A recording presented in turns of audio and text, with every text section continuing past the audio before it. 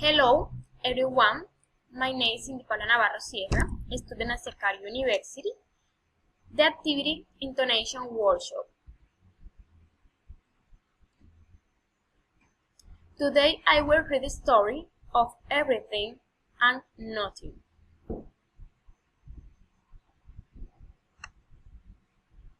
At the beginning of the world, there was only everything and nothing.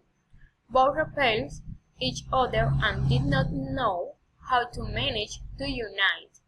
At that moment chaos came, and at the need they wanted to be together, always on the command that it was what they wanted.